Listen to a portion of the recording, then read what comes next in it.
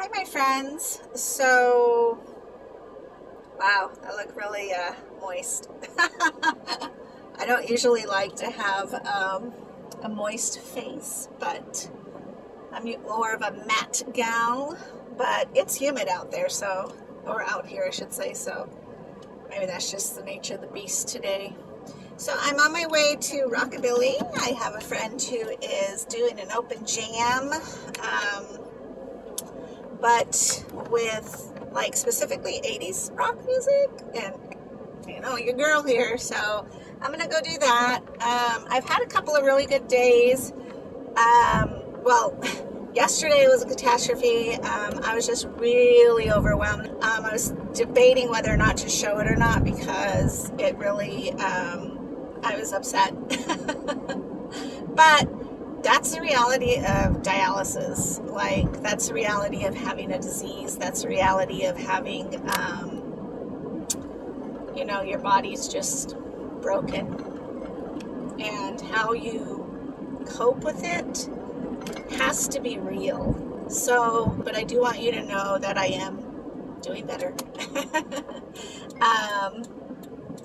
So yeah, I went and got my oil changed today, which was really great over at Breakmasters, and the guys there are so funny. Like, the manager is like this very thick accented Hispanic man, and he and I laughed and talked about Peru, but when I walked in, I was like, hey, and he's like, oh, I remember you. He's like, I remember your hair, and I started laughing, which a lot of people do remember me because I have a uniqueness to me. So, he was just like, yeah, he's like, and you don't have a boyfriend, and that's why you're here, which I thought was so funny and so very true because, I do show up there when I need mechanical help because I tend to date mechanics. So this girl ain't dumb, But as of lately, I haven't been dating mechanics. So I had to get my oil changed, and then one time, like a couple years ago, I want to say 3 or 4 years ago, I had them do my headlight restoration, and it was phenomenal. Like, even to this day, on my little blue Kia, this is a silver one, I call this one the Millennium Falcon, but the blue one, which I call R2D2, was she's a 2006, and so she's been through quite a few things. She's seen a lot, and so one time they were like, do you want us to do that because you can see a lot better with your headlights because they're very cloudy? And I was like, what? So I was like, all right, let's give it a shot, because I've had people say like they were gonna clean them and fix them and restore them, and I didn't see there was a difference. But again, I was dating mechanics, so it was free.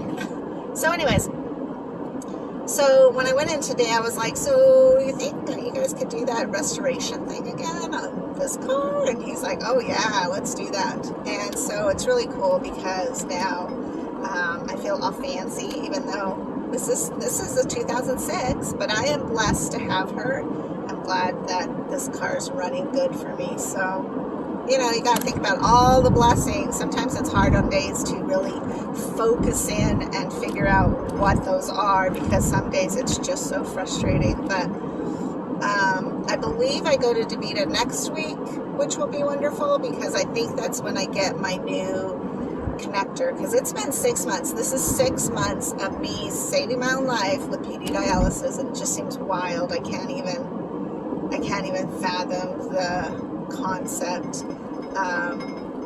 So yeah, it's just wild. There's a lot of emotions, not because of the 6 months, but just because, like, once you're in something for like 6 months, it becomes super real.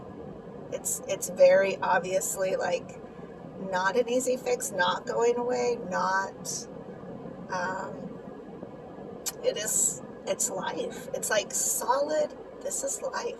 And even if I get a transplant down the road, that doesn't mean that I don't have an opportunity for, I don't know, like, problems, because you hand over the the plate of dialysis problems, but then you're handed a whole bunch of other problems which come with transplant. And my body could literally reject it. The kidney that I get could die, or the kidney itself could reject me. So there's a lot to it, and that would mean I would go back on PD dialysis, hopefully, but there's always that chance that at that point I would have to go on hemodialysis, which to me is not my choice. Not my choice of way to live, although I believe that there's so many that do live that way, and I've met lots of people. I shouldn't say lots of people, but it's funny how I've met random people of like, oh my God, I've had a kidney transplant, or I am on hemodialysis, and very few people ever say, like they know what PD dialysis is. So, I don't know, it's kind of interesting to be on the spectrum of PD dialysis because it still is really new, and it's still an option that's just very, like a lot of people aren't just aware of what it is. And so I do try to always be positive and hopeful and filled with, joy, because life is still good. It's just different. And, but at the same time, I don't want to skate over things and be like, oh yeah, it's 100% awesome. The dialysis, again, itself, learning how to do that all yourself, that's easy. But the mental and emotional part of it, that's a bit different. So I always want to be very honest with my story, regardless of what I'm talking about. I've been through quite a lot of things. I've seen a lot of things. I've been through abuse, divorce, abandonment, rejection. I'm adopted. I got it all, and I'm blessed through all of it. Like my story, all of the stories that I have of my life, of my journey, is to encourage other people. And I hope that that's the message I get across to everybody, even when I'm sad. And you can see it. Like sometimes I'll watch a video and I'll be like, oh my gosh, you can see like progression. Like I have to think through it all. I have to be like, even though like I know everything's going to be okay, however that ends up being, the emotional part of me and the human part of me is like, holy crap, I don't even know what's going on right now. And I cry and I break down, and I feel weak, and I feel exhausted and frustrated. And those are all good emotions to express and all good emotions to have throughout any part of your life. So that's why I still keep those videos on, and that's why I keep vlogging, honestly, because there was a time in my life when I never cried and I never really showed emotion, and I was very robotic, and that isn't courageous. We get that mixed up. We think being strong is not falling apart or not crying or not feeling, and that's so far from the truth. Being strong is picking yourself up after allowing yourself to walk through the filth. Some is your own consequences and some is because other people were stupid and mean to you. So, but even then, you can't wallow in it, and you can't be the victim forever, because your life will never be rich and full, and you won't grow as a person if all you do is wallow in the victimhood of whatever happened to you. And that's not to hold other people accountable, but it is to hold yourself accountable and say, regardless of what you did to me or what happened to me or my experiences or my choices, I'm still going to rise and be a shining light in this world, because that's what we need. That's totally what the world needs: an encouragement, a hug, a shake, a handshake, a smile, conversation, for freak's sake. So I don't know. World's been kind of crazy. 2020 was insanity, especially for me, an extrovert. But here I am, still alive. And sometimes that's the only thing I stand on. People ask me, how are you doing? I say, well, I'm still alive. I still get to talk to my children today. Still get to see my kid next week.